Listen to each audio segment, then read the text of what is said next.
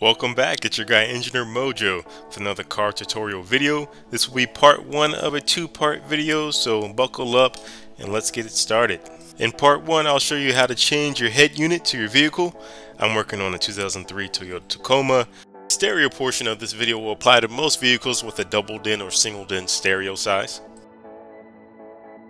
As always, there's a full tool list on the screen right now. Also in the video description down below, there's also the tool list, and I will show you exactly how I make this as easy as possible for myself. As a reminder, this video is a part of a two-part series. Part 2 video, which will drop in about 2 weeks, talks about how to install a backup camera with a new head unit. As noted, I start with the center lower cover removal. This is held in by two small plastic clips. I'm pointing to one right there. There's another one on the other side. You simply just press into the center button and that releases the clip from its holding. Don't forget the other side.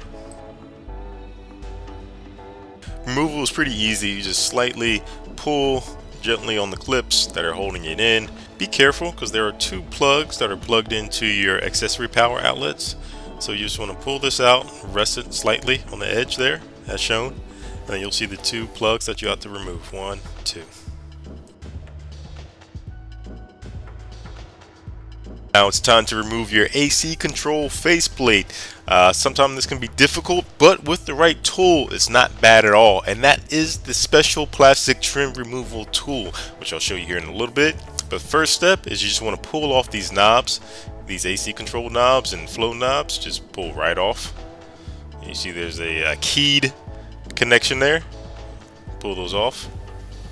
As shown in the tool list, this plastic removal trim tool is very important, very useful. Pick it up, it makes your life very easy just removing your pieces. I just slide this in the groove, find my leverage, and just start prying gently away from the clips. And it's very easy. Just showing the clip locations here. Next is your center trim removal. This is held on by 3 Phillips head screws. 2 right behind the AC control faceplate, 1 right below your cigarette lighter. These are easy to remove, just use a screwdriver. Be careful here. As you see on this screw, I actually drop it down below. I'm mad at myself, but that's why it's always important to have that trusty magnet to retrieve those. Next, I'm showing you the location of the 3rd screw. It's right there to the right of your cigarette lighter, right below the ashtray holder. Now we continue with the removal of the center tray. Remove the ashtray, take that out, then take your trusty plastic removal trim tool, start taking that off. There are additional plugs here for your cigarette lighter and so forth, and your light and your ashtray. I don't unplug those. I just rest this center trim right over the gear shift and just let it rest there. You don't need to take it off completely if you don't need to. Next is the removal of the head unit. This is held on just by 4 screws. Easy to take off with a Phillips head screwdriver or a socket. It's a good idea to have a telescoping magnet here just to grab some of those bolts that are a little deep so they don't drop on you. You can rest your old head unit right on the old plastic trim. For my head unit, there are 3 things I need to remove. There's 2 plugs here that are held on by clips. Just press those clips in, and also the antenna plug. Usually for these head units, you'll have 1 to 2 plugs and the antenna unit that you'll have to remove. Again, these are easily depressed and removed. Quick montage of the removal and the thick black wire that's your antenna cable. Now we come to the fun part. I have the old unit, I have the new unit that I'm going to install. This one is a nice Bluetooth and touch screen. The brand is a Toto. I'm not sure if I'm pronouncing that right. But it's just some regular generic brand I got off Amazon. There's a mic for Bluetooth, USB cord, which I'll show you in the part 2 video what I can do with that. There's also the miscellaneous cables, and I got a car stereo harness, and this one's pretty nifty. I'll show you exactly what's so slick about this car harness. So I purchased this unit because it's supposed to be a direct replacement for a double din unit. So I'm taking off the old bracket for my original unit, and hopefully it will match up with the new head unit. And you see there's plenty of different holes and configurations on the new unit, so it's looking pretty good that I will be able to reuse the bracket. Removal of these bolts are 8mm socket. As I stated, I'm hoping this matches up correctly. I take the orientation of the bracket, use the same orientation as it was on the old head unit, try to match up some bolting holes, and it fits pretty well. Now for this particular unit, I was only able to match up 3 holes, but 3 is perfectly good enough. 2 would even work if you get the bolts tight enough. I secure this bracket and I do this to the other side as well. We've come to the electrical portion of the install, laying out all the tools. I have the wire crimper, wire stripper. This is a really cool tool, makes stripping wires easy. The harness for the new unit, it comes pre-labeled from the manufacturer, telling you where the plugs, I should say wires, go. That's really helpful to have them pre-labeled like that right on the plug. That way you're not having to look through a table. And also you have the car stereo harness. Now this one is for my particular vehicle. As you see, it has the 2 plugs. Those connect directly to the OEM blue plugs you saw me disconnect from the old head unit a few clips back. On the back of the package, it does have the color coordination of the wires and where you need to crimp those to the new head unit harness. And the reason why I like this particular harness so much is because it comes pre-crimped on one end already, so that saves a bunch of time. I'll show you right now when I open up the package that's pre-crimped. Remember, for my truck, the OEM had 2 plugs, so this one came with 2 plugs. And as I said before, these come pre-crimped on one end. Oh, that saves so much time. And I go ahead and I do a quick pull test just to check to make sure that they're on there good and snug. And man, does that save time. And it also saves you, if you make a mistake and don't really crimp right, it saves you from having to recut the wire, at least on one end. Another nice thing is for this manufacturer, they pre-stripped all the wires. So all the wires are pre-stripped on one end, so that makes that really easy as well. This whole install is really quick.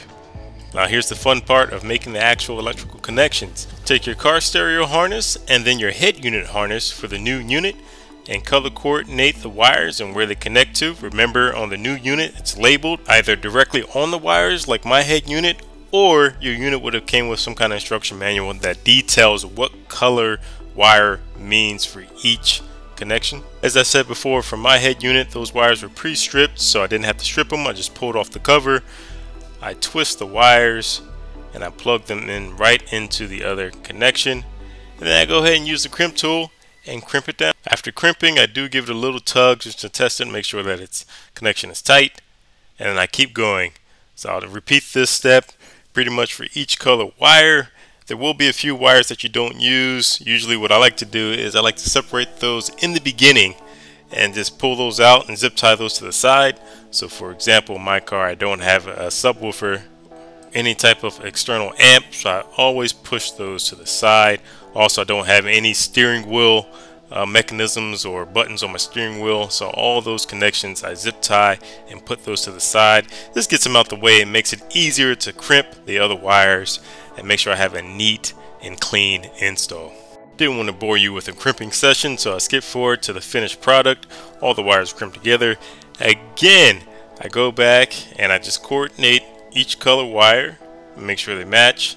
Sometimes the colors don't always have to match. You just make sure that whatever label is on the wire or whatever manual says that you connect it. So example, you connect the wires that for the front speakers, left and right, make sure you connect those, the positive and the ground, and so forth and so on. For this head unit, I will be hooking up a rear camera.